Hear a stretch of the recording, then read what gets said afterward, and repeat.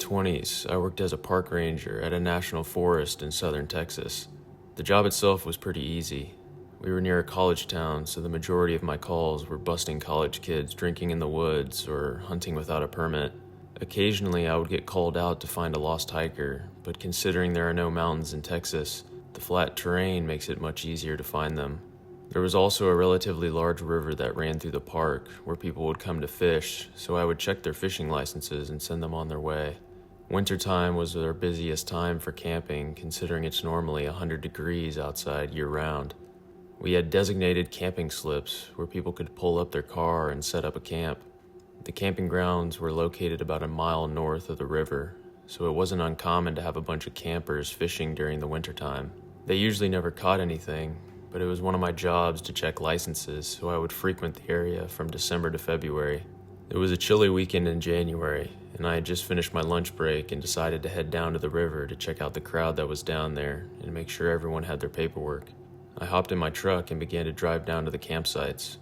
As I drove through the winding roads, I rolled my window down, letting the chilly winter air hit me in the face. It felt nice outside, not too cold, just enough that wearing my ranger jacket kept me warm. I pulled into the campgrounds and parked my truck.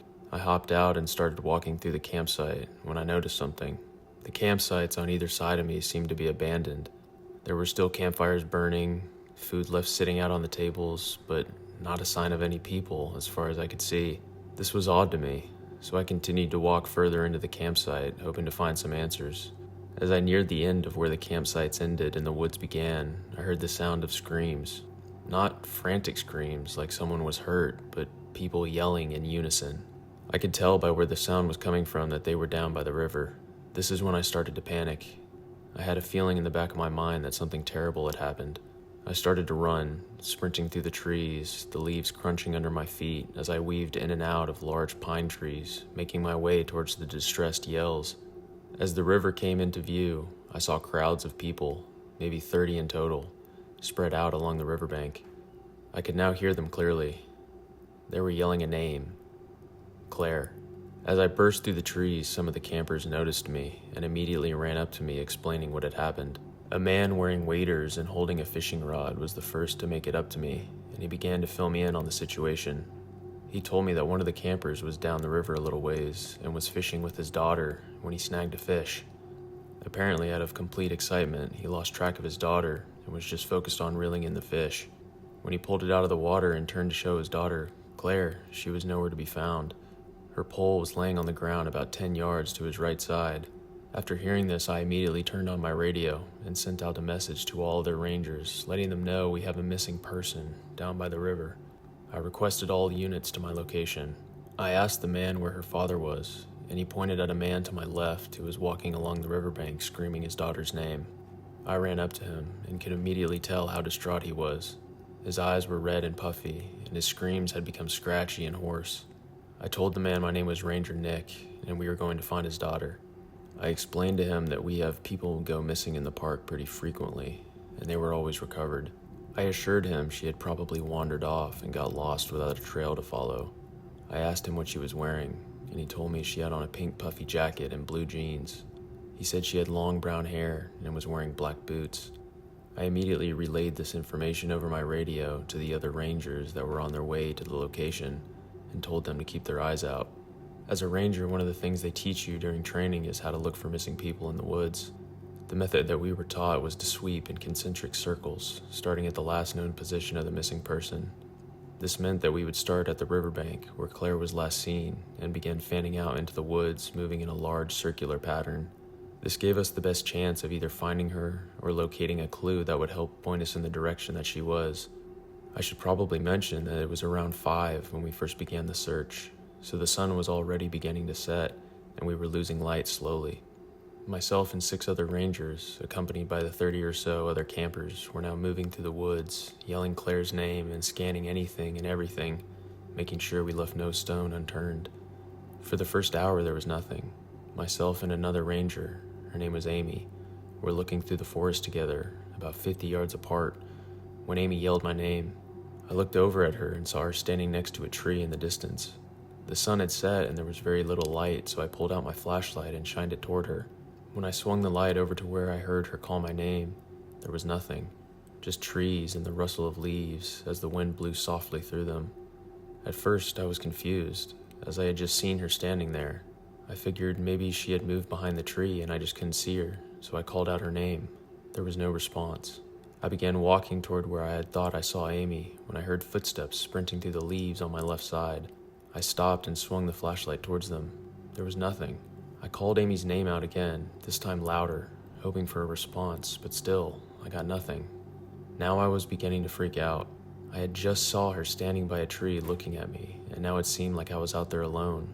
I used my flashlight to scan the trees on my left, looking for what was running through the trees when I heard my name again. It was Amy, or at least I thought it was. This time there was something odd about it. It sounded almost identical to the first time she called my name. Almost like someone had recorded her saying it and was now playing it back. It came from behind me, so I quickly turned around, shining my flashlight to illuminate the forest around me. That's when I saw it. About 30 feet away from me, barely peeking out from behind a tree, was a pair of eyes. I stood there, unable to move, as I stared back at them. I could barely make out the head, but it looked almost like a deer, yet without antlers. Suddenly it ducked behind the tree, and the forest seemed to silence around me. The screaming from the others in the search party faded into nothing, and the sounds of the crickets and the wind stopped. There was absolute silence. I slowly gained the courage to walk toward what I had seen, and as I moved closer I heard something. A sound that will forever remain in my mind. Whatever this thing was let out a scream. It was like nothing I had ever heard, a sound that no human could ever make. It sounded like something straight out of hell. Without another thought, I spun on my heels and began sprinting in the opposite direction. I held the flashlight out in front of me so I could see where I was going, but I was so panicked I kept running into branches and stumbling over rocks and twigs that lay beneath the leaves. As I sprinted, I heard someone running behind me, so close that they were right on my heels. I didn't bother turning around. I like to think I'm a pretty athletic guy, but whatever this thing was kept up with me effortlessly. I changed directions, hoping to throw this thing off, and began running back toward where I had parked my truck at the campsite. Then I heard it. My name again. It sounded like Amy. It called for me. I could feel my heart jumping in my chest as I sprinted through the forest. Just as I thought I would never get out in time, I saw the familiar glow of the campsites through the trees. I had maybe another 100 yards before I could get in my truck and floor it out of there when I heard another sound. The creak of trees, but not like when the wind is blowing through them, like when something is climbing on them and they are swaying under its weight. I angled my flashlight slightly upwards to illuminate the tops of the trees as I ran, and saw something I never thought was possible. A deer jumping from tree to tree, swinging in between them like a monkey. I say deer because that's the only explanation I could come up with for what this thing looked like. It had the head of a deer, but its body almost looked human, yet it was covered in fur. To this day, I don't think I have ever run faster. I burst through the forest, sprinting through the empty campsite and towards my truck. I fumbled with the keys in my pocket and unlocked the door as I closed in on it. I practically ripped the door off its hinges and threw myself into the driver's seat, turning the ignition on and throwing it into reverse before the engine had even fully fired up. I flew through the dirt trails until I was back on the main road that led through the park. I was frantically looking from left to right at the forest on either side of me, looking for any sign of that creature, but I never saw it. I drove straight back to the Rangers' headquarters and ran inside, locking the door behind me. I was so tied up with running from the creature, I had completely forgotten about the search party. I turned on my radio, and before I could even call anyone, I heard the crackle of the speaker as Amy asked what my position was. I was so startled hearing her voice, I stood there frozen, until her voice broke the silence. "Alex, come in." I quickly snapped out of it and radioed her back, letting her know I was at headquarters. She sounded confused, asking me why I hadn't been answering for the past 30 minutes, and why I was back at headquarters. I didn't even know how to answer. According to her, we had been in the woods together searching for the missing girl, when she found a boot belonging to the girl. She picked it up and called out to me. She told me I just stood there staring at her, and that's when she heard the cry of the little girl Claire. She had tripped on a fallen tree and rolled down a small embankment, twisting her ankle on the way down. Amy ran down to help the girl and radioed for backup, letting them know she had found the girl and where her position was. I was nowhere to be found, and as the search party gathered at Amy's location, no one saw me at all. They had all begun to disperse and head back to the campgrounds when Amy began calling for me on the radio. This is when I radioed her back, telling her I was at headquarters. After hearing her side of the story, this whole situation felt even stranger to me. What had happened to me in those woods? What did I see? And why wasn't I able to respond to Amy when she called my name? It's almost like I was transported to another world. I told my story to the other rangers. A few of them laughed at it, and others took it pretty seriously, especially Amy. She said that when she found the shoe and held it up looking at me, she could see a look of panic on my face, like I had seen something terrifying. I still don't know what I saw or what happened to me in those woods, and honestly, I don't think I want to.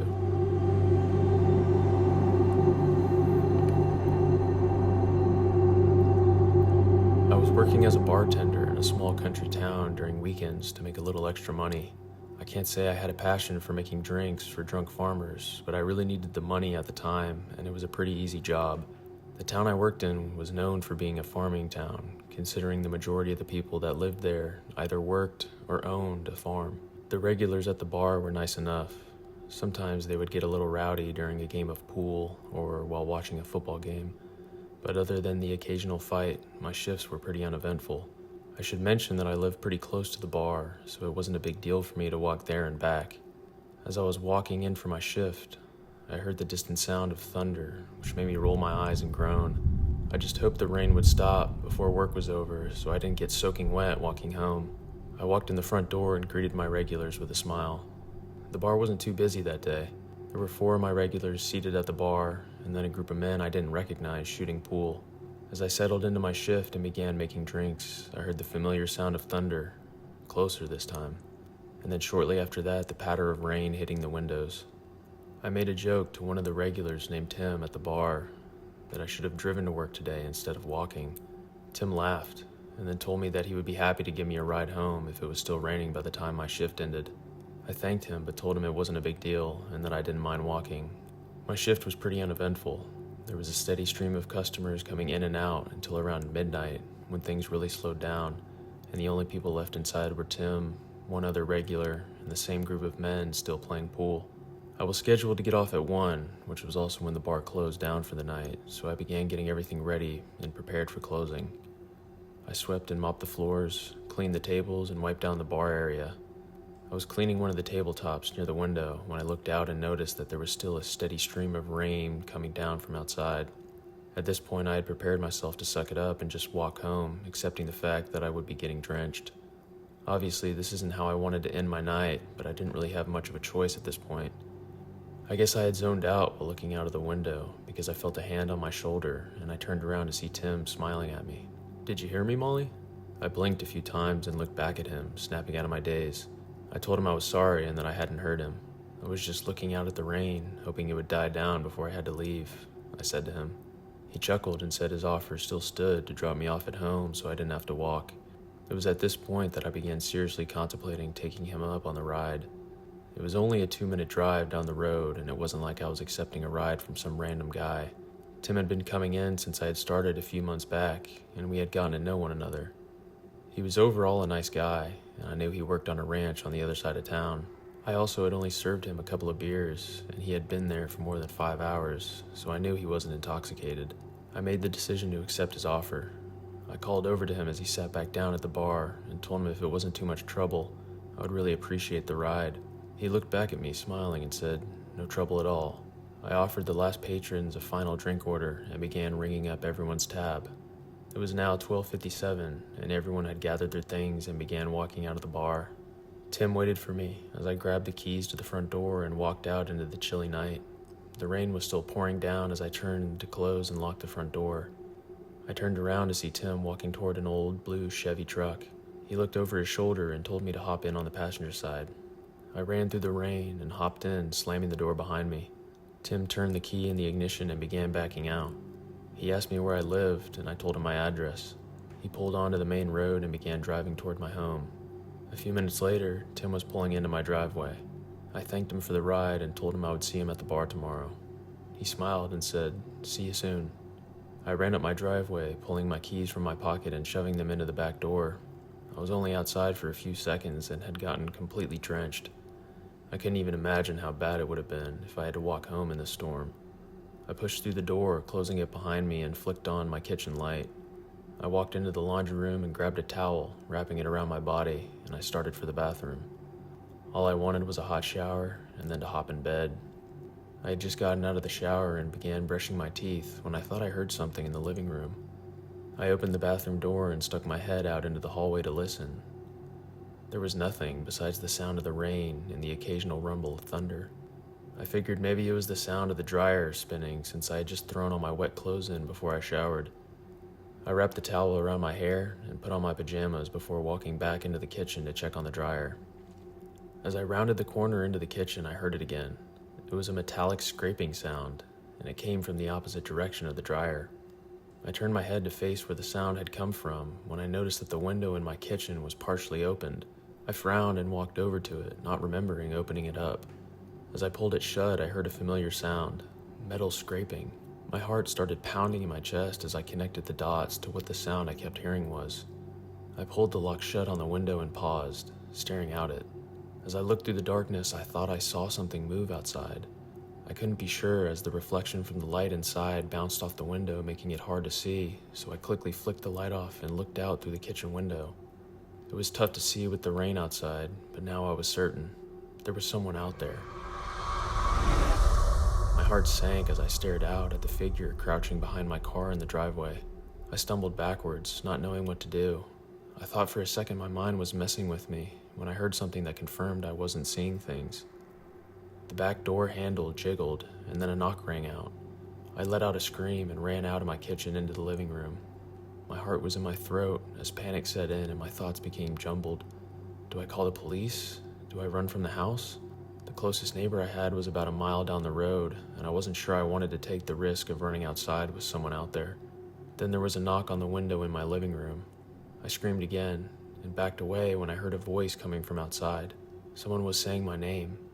The voice was so familiar, yet in the moment I couldn't figure out who it was. Then I heard it say, "Molly, it's me." That's when it clicked. It was Tim's voice. "Tim?" I yelled out frantically. Tim responded, confirming it was him. I asked him what he was doing in my backyard. He told me his car had broken down as he was leaving, and he was hoping he could wait inside with me until the tow truck got there. His words shocked me, and I honestly didn't know how to respond. It creeped me out that he had been prying my window open and then trying to open my back door. I told him I was sorry, but I couldn't help him, and asked him to leave. His response was cold. "You're just going to leave me out here in the rain after I did you a favor?" His voice made my stomach turn, and a sense of dread washed over me. I yelled back at him that he needed to leave now or I would call the police. He laughed, and then began pulling on the locked window, causing the metal frame to buckle under his pressure. I screamed at him again to leave, but this only seemed to add to his aggression. He began banging on the window, yelling at me to let him in. This was my breaking point. I sprinted through the hallway to the bathroom, grabbing my phone from the counter and dialing 911. As I heard the operator's voice on the other line, the sound of Tim's fists smashing against the window rang out through the house. I yelled through the phone that there was a man breaking into my home. I told the operator my address and begged her to hurry. She told me that they were dispatching officers to my location now, and I should lock myself somewhere safe. I scrambled to my bedroom, slamming and locking the door behind me. I told the operator I was in my room, and she responded telling me to stay on the line with her until the police got there. She asked me if I knew who was breaking in, and I told her I did. I gave her Tim's name and told her he had given me a ride home from work earlier, and then came back shortly after dropping me off and tried to break in through my kitchen window. As I was telling the operator the story, I heard a heavy thud from outside in the hallway. I stood silently listening for any other sounds when I heard the distant sound of footsteps on the wood floor. "He's in the house," I whispered shakily into the phone. The operator told me to remain calm and to hide somewhere in the room. I backed away slowly from the door, knowing it wouldn't take him long to figure out I was in here. I looked over to the small window next to my bed and mentally prepared myself to jump out of it if Tim were to break down the door to my room. I heard him walking through my house, and as his footsteps became more and more clear, I knew that he was heading towards my room. He stopped on the other side of my door and tried the handle. I was shaking violently as I watched the metal knob rattle as he pulled on it. "Are you in there, Molly?" I held my hand over my mouth to stifle my cries, but it wasn't enough. He heard me. In an instant, he began ramming his body against the door. I could hear the wood splintering with each smash from his body. I knew it wouldn't hold much longer. I ran to the window, sliding it open, the sound of rain outside filling my room. Just as I had pulled the window open, I heard the crack of the door as the wood finally gave way. I looked over my shoulder long enough to see the door split down the middle, and in the next second, Tim's large body crashing through it. I scrambled out of the window, falling headfirst into the dirt below. I heard Tim scream as I pulled myself to my feet and began running toward the street. The dull street lamps barely illuminated the pavement as I ran through my front yard towards the road. Parked on the side of the road was Tim's blue Chevy. I sprinted past it down the street when I saw the familiar flashing of blue and red lights. I felt relief wash over me as I ran towards them, waving my hands above my head, screaming for them to stop. An officer skidded to a stop, jumping out and shining his light at me. I begged him for help and told him there was a man that broke into my house. He radioed something on his walkie-talkie, and the 2 other police cars flew past, pulling into my front yard and sprinting into the house. The officer opened his back door and told me to get in as he jumped in the driver's seat and floored it toward my house. He told me to wait in the car as he opened his door and sprinted inside. A minute later, I saw 2 officers emerge, holding Tim with his hands behind his back. His shirt was torn and it looked like there had been a fight inside. They led him to the other officer's car and pushed him into the back seat. Then the officer walked back to the car I was in and got into the driver's seat. He assured me everything was okay and asked if I needed medical attention. I told him I was fine, just a little shaken up.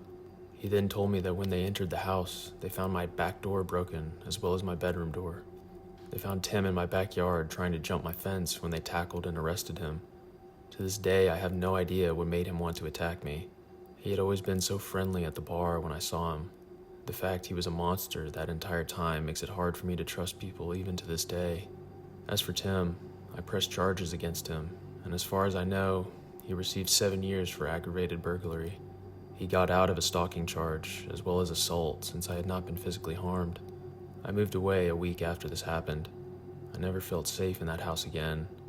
I moved to the city and can confidently say I will never live in a rural town ever again.